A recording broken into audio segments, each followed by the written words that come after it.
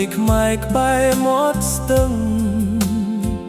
ទីទុយក្អែកជ្រឹងប្រឹងស្រែកឆ្លើយឆ្លងទឹកហូរសស្រាញ់ត្របាញ់ត្រសមចេញពីកន្លងឆ្លងហួរទៅឆ្ងាយសុំលេងខ្លុយឈរភ្លុំម្នាក់ឯងចិត្តបងចំបែងថ្លែងចេញមិនស្ដីចង់រៀបរាប់ប្រាប់រូបស្រីរៀមមិនហ៊ានស្ដីសែនខ្លោចផ្សាចង់ចេញវាចាថាបងស្នេហ៍អូនតែមួយ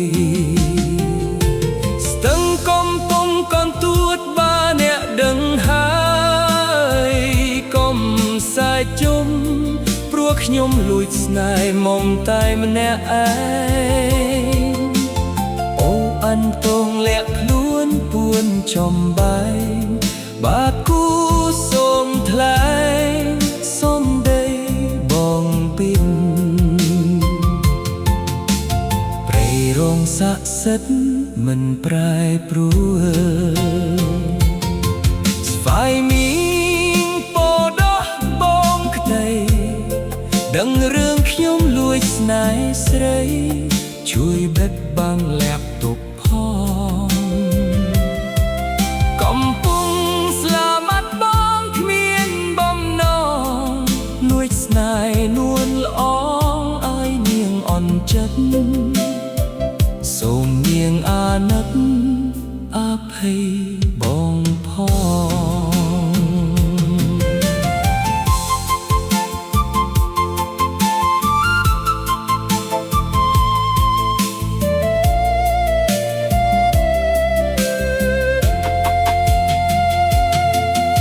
ស្ទឹងកំពុងកន្ទួតបាអ្នកដឹងហើយកុំសាយជុំ